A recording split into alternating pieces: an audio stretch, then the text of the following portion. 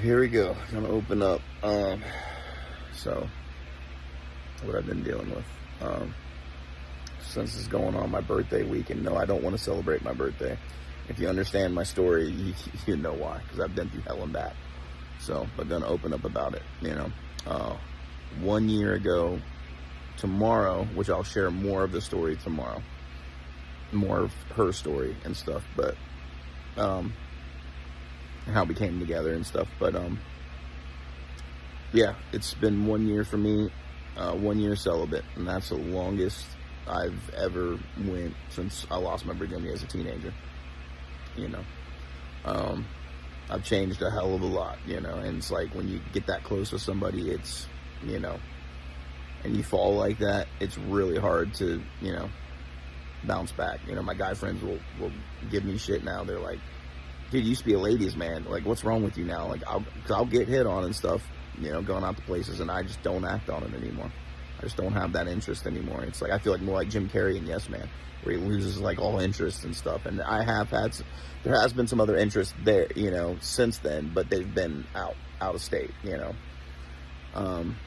those didn't work out. But I still got a good friend I keep in touch with, and I just see it as more, keep it on a friend level, because I don't want to get my heart in anything and get hurt again, so it's just, but I feel more like, I don't know, just like a protector, like, she calls me like her Daryl, so I feel like more like, she's my Carol, basically, so we got that connection, but it's just, I don't want to open up my heart to anybody again, because it's just, it's painful, it's like, but anyway, we're gonna get into it. So I'm gonna tell how like some of my closest connections and relationships. So I've had a lot of friends with benefits over the years, and those were great and stuff. It always had the mutual respect in it. But the closest ones that I've had, being my first true love, because with this whole thing, I found out that. They say the mind falls in love, it's temporary. When the heart falls in love, it's for a lifetime. And I thought that was all there was to offer. But the, connection that happened 1 year ago tomorrow was the one that swiped me off my feet, because it was like, I've never felt that before. Just a kiss alone felt magnetic, like out of this world, something I could not explain. But I found out the soul connection. Apparently, I thought I experienced there's everything there is out there, but apparently I haven't, because I haven't experienced that soul connection until her, and that's why it's been so hard to move on from that, because imagine having that feeling that you've never had before, and you want to explore that more and see where things go, and it's like, and then you can't. It's like everything's ripped and taken away from you, so that's a very confusing, very hurtful thing to deal with, but we'll get into that. But first, you got to go back to, to where, my closest connections started. There's like my first love. So we met as teenagers stuff, but didn't really hit it off until our, 20, like early 20s or whatever. And then, so we hit it off, started dating, but we've known each other for a while before then, and then, we were inseparable. We were a lot alike in different ways. We'd finish each other's sentences. We were in a band together. We wrote beautiful songs and music together, but I think the band thing kind of corrupted it a bit, because it was like, it got to be about the band after a while, like Fleetwood Mac or Stevie Nicks and, her with Lindsey Buckingham and that band, it's tough to make a band, like they say, don't mix business and pleasure. So that put a strain on a relationship. And the biggest thing was a Ouija board that we messed around with, and, it ruined things, because things seemed perfect before then, and then we got involved with that shit, and it changed both of us, but more so her. Like, she was never really the same after that, and I didn't want to play the damn thing. But if you want to go back to that, you'd have to go find my other, I'm not going to go into the whole thing. There's another one I did on here. You'd have to search for it, but it's on here, talking about the Ouija board and stuff like that. But we lost that connection, so we had a couple breakups. There was one time where, she left, and then there was a time where I left, and then, but the confusing thing is, after, because we were together 3.5 years, I believe, and and everybody looked at us as like the Pam Tommy Lee thing, you know, Pamela Anderson Tommy Lee thing, because that's the, you know, kind of women I like, is busty, you know, it's what I like. I'm the rocker bad boy. So but what do you call it, what was it, yeah, so the confusing thing is, even after we split that second time, it didn't just completely, like, we didn't just separate completely. We'd still, like, it's like she would follow me to bars and stuff like that, and there'd be nights where we wouldn't talk, there'd be nights where we would, there were nights where we'd hook up, and that happened for 2 years, you know, and we agreed with it. I mean, she would call me from bars, even she would be out alone, she's like, come and get me, you know, and we would hook it up, and when we got together, it was like fire, for sure, like, and she would tell me, she's like, you know, I've tried to move on from you, but I can't. It's like, when we come together like this, like, it's fire, like, straight up, there's nothing else that compares in this world to when we come together like that. And so we did have a powerful connection that way, you know. It's like, but it kind of warped my mind. It makes me feel like, oh, is that all I'm good for, though? Like, I know you know, I'm very blessed with that, but I want to be more than just that. Like, I want people to love me for me, not just that, not just my gift, you know, or whatever. But the last time that we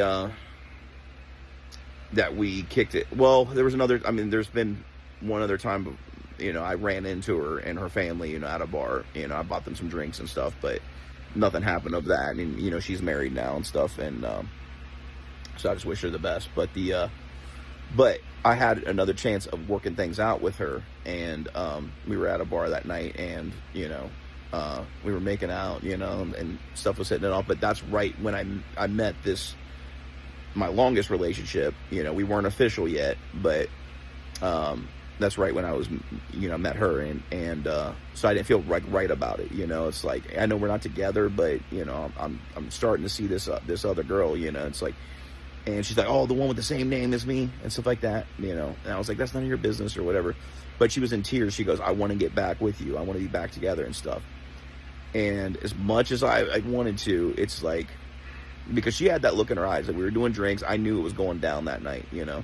We were making out on the side of the bar, we got, you know, a little wild with it, and then went back in, had some drinks, but she still loved the attention she would get from people. I didn't like that, so I thought that was really ugly of her to do that, like, you know, loved that attention, you know, and I was like, I don't miss that, you know.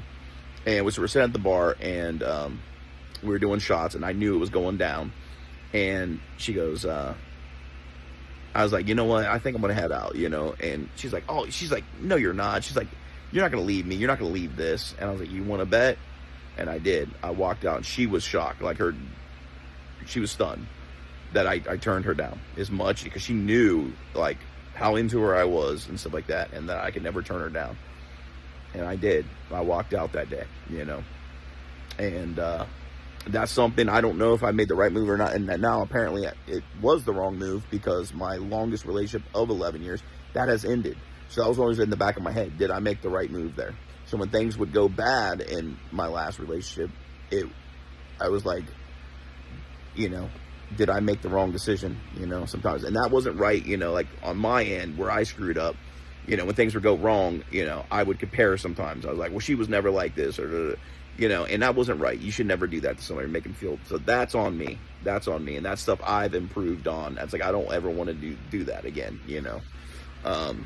You know, so this time away, it's like, I've had to work on myself and just become better and better and better. So that's a sad thing. Now that I'm the best version of myself, I don't have anybody to share it with, you know, at the moment. So yeah, so that's how the first one ended, and then the second one that relationship. We started as friends with benefits, which I've had a lot of relationships start that way, and those are some of my best, to be honest, because it was, you know, it didn't complicate things. Once you make it more official, it complicates things, and everybody was right about that.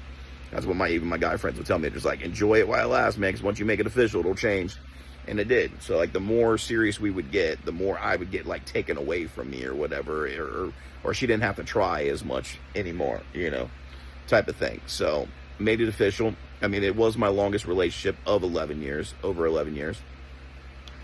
But we were polar opposites. We weren't like the same. Like, my first love, it's like true love. It was like, you know, we had a lot in common. Me and my ex really didn't. We were polar opposites on a lot of stuff. We would come together on certain things, like, I'd go over her house and she'd have a lot of the same movies that I like, The Lost Boys and Interview with the Vampire, Buffy the Vampire Slayer, and a whole bunch of different movies that, that I liked and we bonded with. So we had some things in common.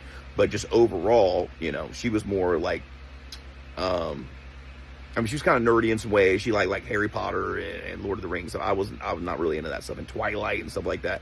But then we came together on like some horror films and stuff like that, But yeah, they said like opposites attract, but it was just, we're polar opposites. So, it'd be really, it was just different, but it lasted the longest. I didn't think it would ever end. I thought we would be together forever. I don't get into something, expecting it not, so that's what I was sideswiped with that. But I could tell at the end, we were just kind of just losing, feelings for each other or something. Like it just changed, it's like, but, going into it, this will tie into the story a little bit of the last one. So I proposed to her too when we were living in California. So at my going away party, so the one from tomorrow, I'll tell you, being my longtime best friend, I introduced her to an old friend that was a good friend of mine at the time, to each other, because they were at my going away party, and I already knew I was going to propose. They didn't know I was going to propose to my ex out in California on our anniversary on the beach. So we had my going away party, and they were both there, and I had one in one ear is like, oh, he's cute, and he was saying the same thing about her, type thing. And I was like, well, shit, I don't want to see my friends alone. I don't want to see anybody alone. I know what it's like to be alone, and that's painful, man. I don't want to see people alone.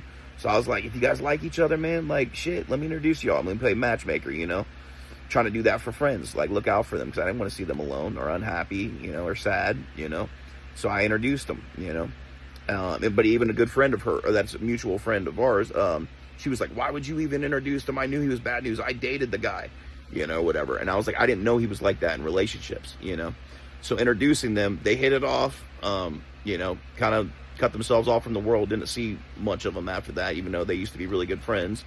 They just kind of did their own thing. But I was like, hey, as long as they're happy, So I went out to California. I proposed out there. We got engaged. And instead of that being like, I felt like I was punished for doing that because I had more ripped and taken away from me. It's just like, and it was rough with that. So it's like I was really excited to propose and take the next step with her. And it's like, it was tough, out in California for sure. But we tried to make the best of it and stuff. And then we ended up moving back here, after a couple years or whatever. And then we just kind of started over again and, just try to make things work, the best we could. But just over time, we kind of grew distant with each other. It's like, it got to the point where it's like, I wanted to go, to dinners and stuff. And, she didn't want to, like, she just got where it was like work glued to her phone, like wouldn't, like when we would watch movies and shows and stuff like that, like I'm like, can you just ever get off your phone and just like watch a movie with me and stuff and spend time? It's like she was just glued to the phone 24/7, so yeah, I got to be like that. It's like we're our polar opposites. We weren't really connecting. It was, and then so since she was turning me down, I would go out with friends and stuff like that to lunches and stuff like that, and then she would accuse me of cheating and stuff like that. And I was like, no, I wouldn't do that to you, straight up. I'm not like that. Like if we have our fun, like because she liked other women too. It's like if we went, and that was only in the early days, that stopped way back, like after we made it official and started dating, basically. But yeah, I was like, no, I was like, because that's the only way I feel. It's like if we have our fun, we have our fun together. Like I'm not doing it behind your back. I'm not that kind of guy. So a lot of guys, or a lot of people think that I'm that kind of guy, but I'm not. It's like being the rocker, the rebel. They assume that's why a lot of women are afraid to get close to me, because like I hear I'm intimidating, or I'm a musician and stuff. They're like, musicians are known to cheat and stuff like that. I'm not like that. I'm not. When I am with somebody, I'm committed to that person. And I'm straight up honest. I don't lie about shit. I tell it straight up how it is. So yeah, I'm not that kind of guy, it's like, I'm true to the woman I'm with, so we tried to make it work, and we just grew more distant, disattached, and I felt like chopped liver after a while, it's like, fuck this, you know. It's like she didn't even want to go to dinners with me and stuff anymore. And then she'd get mad at me when I would go, and I was like, this is just my friend. Like, it's not like that. And still, even after this time, though, you know, like one that she assumed that we would end up hooking up, we still never did. You know, this girl did tell me she had an interest in me, but I didn't go there with her. You know, and it's just like, I've always just seen you as a friend, you know. So still to this day, like, here I'm single and I could go hook up if I wanted to, but I don't, you know. I told her she's really not my type. I just see her as a friend, you know. So the one that, you know, my ex always assumed that, oh, you guys are hooking up or you guys will hook up. And so, no, we still haven't, you know. Or won't ever, you know. It's like, it's just, we're friends, that's it. And she doesn't understand that. Like, God forbid a guy and a girl be friends, you know. But I can have that, at least I try to. Because back in the day, like, any of my girlfriends that I thought were just girlfriends, they would end up having a thing for me. So it was really hard to have just strictly girlfriends, you know. But now it's gotten a little better. I mean, just, you know, now that, like, we're older and stuff like that, like, I can start having, you know, some girlfriends that are just strictly, well, I mean, I guess they do. Like, even this one said, you know, she was into me like that, and I didn't know. But I tried to just keep some at a friend level, you know. But what was it? I'm trying to think. Where did we leave off? Oh, yeah, so, but, yeah, we were starting to get disattached and stuff like that, and then, you know, it just kind of crumbled after that. It was like, to the point where it's like everything was a feud or an argument, you know, just even, like, trying to, like, I like to keep, like, a neat house and stuff. She didn't. We're polar opposites with that. I'm like, let's work as a team. Keep this place clean, because I feel put together when my surroundings are put together, when it's neat and clean. I don't like messes and stuff like that. So that started a whole feud. That started like World War III, you know. And she would rather leave and go move out and move to a different state and go live with her family than help clean around the house and stuff like that. So that was a huge issue and stuff too. But I remember working that night back when I was DJing and stuff, and I was working that night. She's blowing me up off the phone because I wasn't even talking at this point, because I just felt like, you know what, I'll just go mute, because it's better just to go mute than have any more arguments. I'm done fighting with her, you know. And not to her, that going mute thing, she completely lost it because she didn't have anybody to feud with. So when I was at work, you know, she texted and was like, she's like, I'm leaving or whatever, and just kept doing that. You know, I was like, I got birthdays going on in the house. I'm hosting right now. Very busy night. I'm working, making money for us. I'm not doing this, you know. And so when I got back, I was, you know, came to an empty room, left with trash bags and stuff, you know. Empty place, left with trash bags. And she left like that, like it just abandoned me like that. And then she texted and she's like, it's not too late to turn around. I'm 2 hours out. It's not too late to turn around. And like, she like wanted me to kiss her ass and be like, you know, come back, you know, or something. And I was like, nope, it was the exact opposite. I saw that amount of disrespect that I come home. I'm out working for us, making money. I come home to that just empty place left with trash bags, and she's gone. I said, you know what? No, I'm good. That's it. You know, if you have that little respect for me, just keep on driving. Keep on fucking driving. And that was that. So most people, like I've talked to my guy friends about, they're like, dude, I would not even have tried to work that out. Like, I would have been petty about that shit if somebody did that to me. I would have been like, done, cut off. But even after that, you know, after a couple months or whatever, like, we still kept in contact, still would talk and, you know, try to work things out, even though I shouldn't have, you know. But for her birthday, had her up, threw her a surprise birthday party, right? Went all out, got all these balloons, got a cake, spent thousands of dollars on dinners and gifts and like leather riding jackets. She liked to go for motorcycle rides with me, and got her all these nice things and stuff. Pretty much for her to come up for a weekend, use me for those gifts and stuff, and then just head back home like nothing, you know, with no intent on trying to work things out. So I got that time. It's like she was trying to make me jump through hoops and hurdles. And then there was one other time when I went to go visit her out of state with her family and stuff. And for a week, she came up for a weekend. And that was a little bit after her birthday's in April. So during the springtime, you know, before summer. And I went out there and stayed a week, you know. And even her mom was very rude, like, how long is he staying? He's not staying forever, is he? And so like, I had to deal with that bullshit. And with people, her family's very dry. Like it's like watching paint dry with them. Like even you crack jokes and stuff, they have no sense of humor because they're really superficial. They're just like, well, the weather's changing out there, and the crops are really growing. That's how they talk. Like that's it. Everything's superficial, But it is what it is. That's her family. But but I tried that for her because when she told me, I was like, what else do I have to do? It's like she had me jumping through these hoops and hurdles. She goes, I want you to run to me. And I did that shit. But I feel like she was just making a joke out of me. So I did that, went and stayed up there for a week, was willing to stay longer. And then that drive back made me realize this woman doesn't love me. She's just using me. This woman does not love me. So driving back, and then all summer, she never bothered to come up and visit. Nothing. It was pretty much over, That was like the goodbye in my eyes. It was like it was done. Because she, tried to get her to come up this summer. She had no interest. Didn't want to come up, nothing. So, and she completely changed. She kind of got into like these feminist cult movements where the guys are bad. I mean, she started dyeing her hair up and stuff, completely changed. I don't care. I'm independent. I'm not on either side of the spectrum or whatever like that. But I know there's a lot of that cultish type shit going on. All men are evil and dye your hair and then shave your head and then cut your tits off and crazy shit. Okay? To each their own. Do your thing. But she kind of got indoctrinated in a program. So she's not the same person anymore. Not saying that she's going that full route, but, I could tell, that she's been through some programming and indoctrination, the way she acts now. She's completely cold-hearted and stuff, too. So then my birthday month as September, right? So summer passes, my birthday month of September comes around. And, she wasn't even here for my birthday week. Somebody else was. I had a call, and somebody else was. And I was honest with her because she got that out of me. She's like, hey, we're friends, you tell me, just be straight up with me and stuff like that. And she got it out of me, and I was honest with her. And then she was hurt by it because she's like, that was my friend. And so I was like, bullshit. That was my friend ever before it was yours. The only reason you knew her is because of me.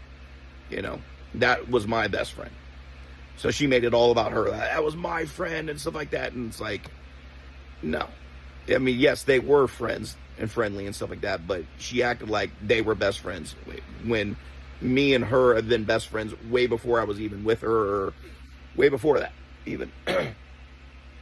But I was honest with her and stuff. And sorry, my voice is going out. Smoking cigarettes, man, has really messed me up. I don't smoke anymore, but it's really done some damage. So anyway, what do you call it?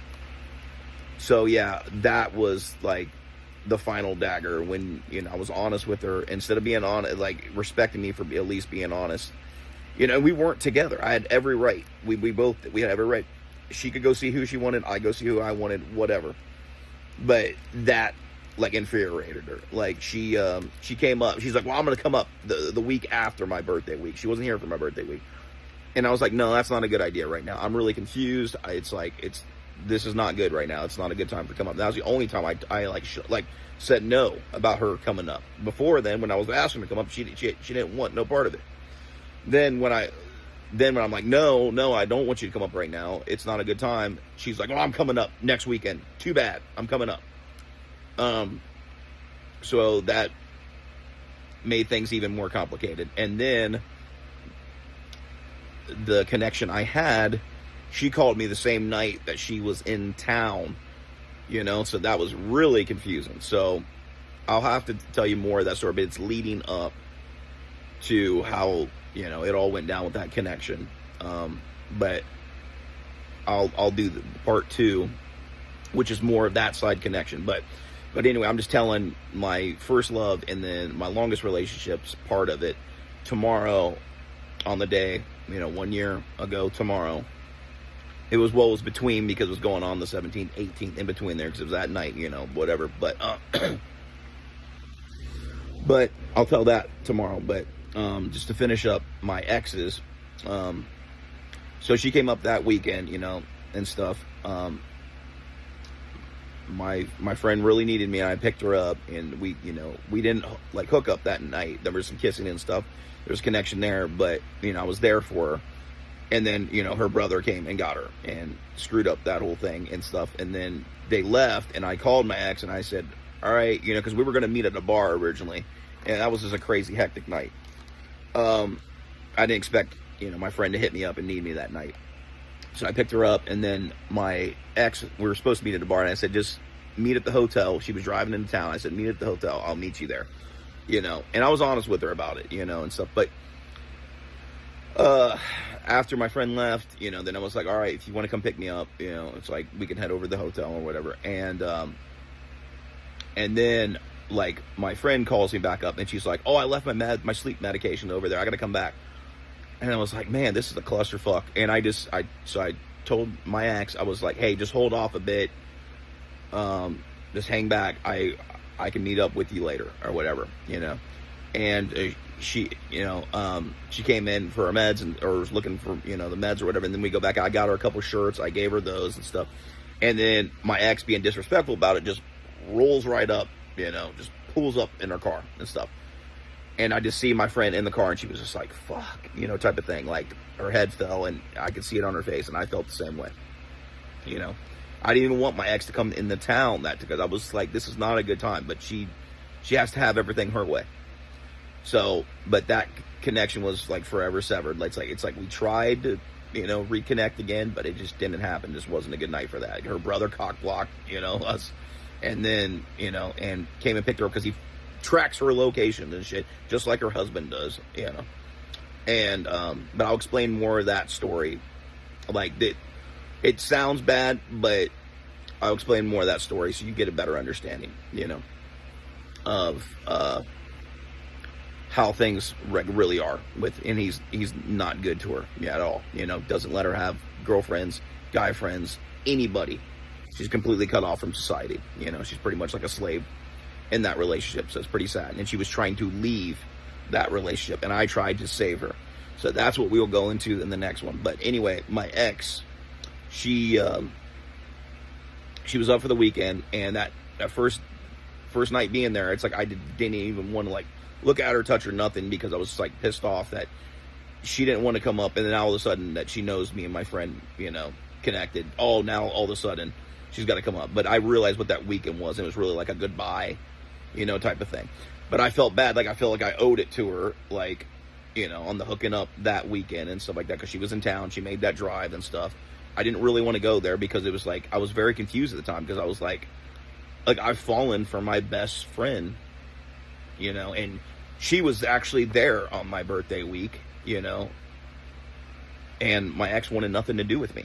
And now all of a sudden that she knows that we hooked up, oh yeah, like she wants to be back in the picture again, so it was completely just, it was just a screwed up situation. Like, but we did have a good weekend together. We, things got a little better, but just for her, it was nothing good out of it though. It was all for her, basically, because it was like spending that last weekend with me, and we have not, been in each other's lives really since. She's completely gone cold and distant, and we haven't tried to see each other or nothing. It's completely over with that. I think we realized that, because I think she realized too. It's like he's in love with her, type of thing, but she left. She walked out of my life. She left me high and dry and abandoned me. Most people would hate somebody like that for the rest of their lives, and I still opened my doors up to her and still tried to make things, like, make amends between us and try to work things out. She didn't want that. She just wanted to just play her mind games and use me as long as she could. That's what I realize now. So even though it was my longest relationship, it wasn't meant to be. This is a very long video. I know, going on 30 minutes now, but this is part one. Yeah, so it's gonna be a long one. But part two tomorrow will be about, my strongest connection, magnetic type of connection, soul connection, only one I've ever had. That'll be in part two, and then a couple of, I guess if you want to call them situationships or whatever after that, long-term, or not long-term, distance relationship, that we tried to make work, like long distance. I'm sorry, my brain's out of it. I've just been put through hell and back. But that's part one. Part two will continue in the next one, and that'll be more about my soul connection and about my long distance situationships or whatever you want to call them. So stay tuned for part two tomorrow.